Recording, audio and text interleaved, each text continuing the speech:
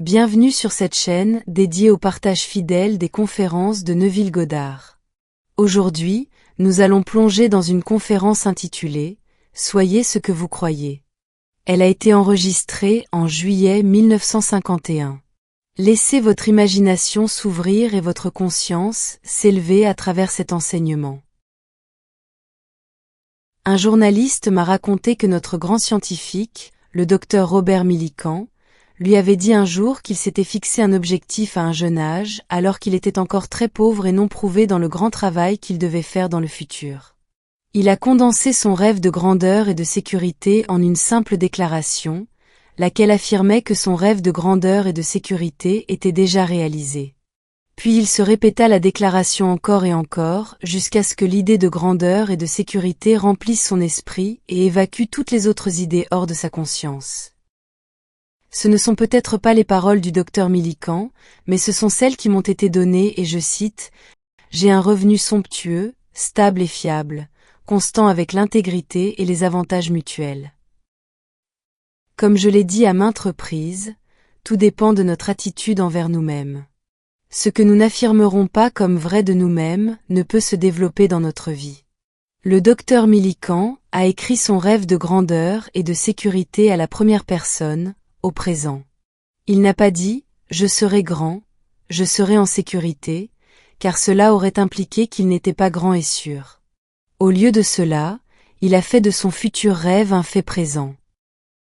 Le rêve futur doit devenir un fait présent dans l'esprit de celui qui cherche à le réaliser.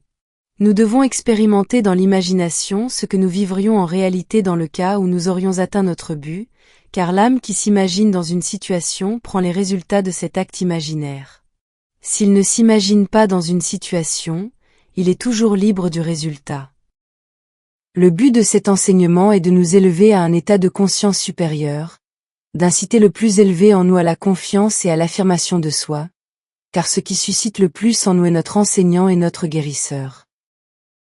Le tout premier mot de correction ou de cure est toujours « lève-toi ». Si nous voulons comprendre la raison pour laquelle cette commande constante de la Bible surgit, nous devons reconnaître que l'univers compris intérieurement est une série infinie de niveaux et que l'homme est ce qu'il est selon l'endroit où il se trouve dans cette série. Au fur et à mesure que nous sommes élevés dans la conscience, notre monde se remodèle en harmonie avec le niveau auquel nous sommes élevés. Celui qui ressuscite de sa prière un homme meilleur, sa prière a été exaucée. Pour changer l'état actuel, nous, comme le docteur Millikan, devons nous élever à un niveau de conscience plus élevé.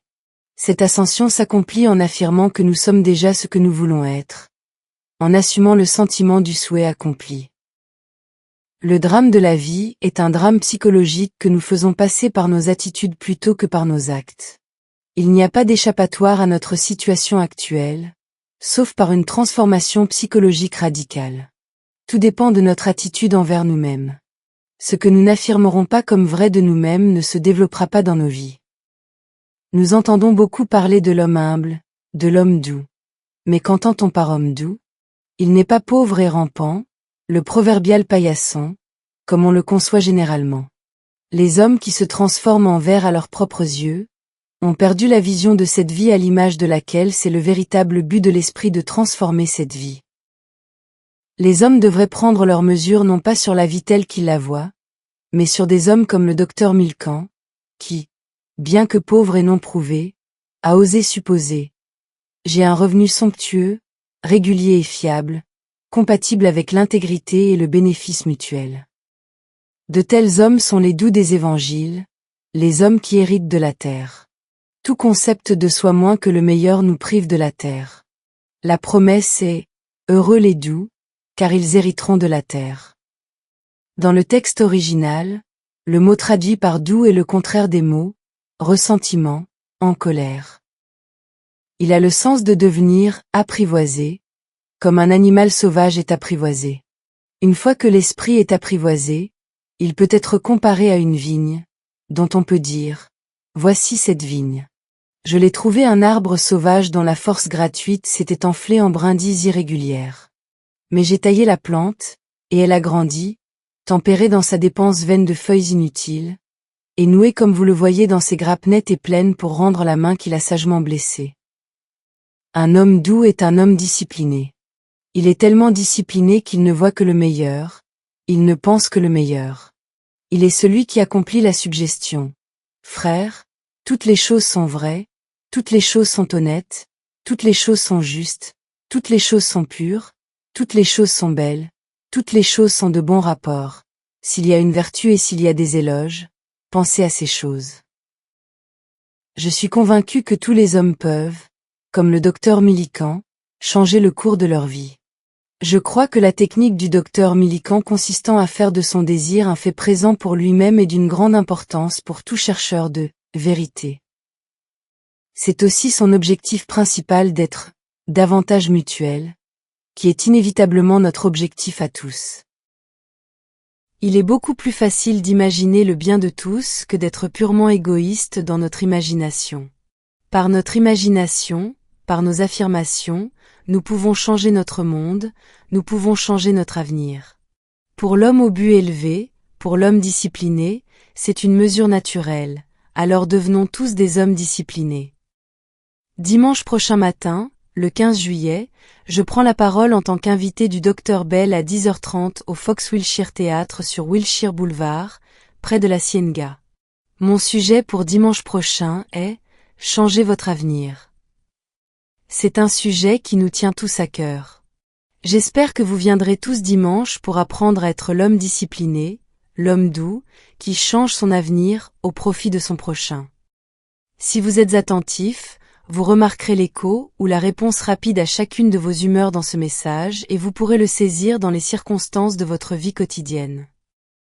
Lorsque nous sommes certains de la relation entre l'humeur et les circonstances de notre vie, nous accueillons ce qui nous arrive. Nous savons que tout ce que nous rencontrons fait partie de nous-mêmes. Dans la création d'une nouvelle vie, nous devons commencer par le début, avec un changement d'humeur. Toute humeur élevée de l'homme est l'ouverture de la porte à un niveau supérieur pour lui. Laissez-nous façonner nos vies sur une humeur élevée ou une communauté de haute humeur. Les individus, ainsi que les communautés, grandissent spirituellement à mesure qu'ils atteignent un idéal supérieur. Si leur idéal s'abaisse, ils s'enfoncent dans ses profondeurs. Si leur idéal est exalté, ils sont élevés à des hauteurs inimaginables. Nous devons garder la bonne humeur si nous voulons marcher avec les plus hauts. Les hauteurs étaient également destinées à l'habitation. Toutes les formes de l'imagination créatrice impliquent des éléments de sentiment. Le sentiment est le ferment sans lequel aucune création n'est possible. La vérité libérera toute l'humanité. C'est notre réveil spirituel. Le caractère est en grande partie le résultat de la direction et de la persistance d'une attention volontaire. Pensez vraiment, et vos pensées alimenteront la famine du monde. Parlez vraiment, et chaque parole de votre part sera une semence féconde. Vivez vraiment, et votre vie sera un grand et noble credo.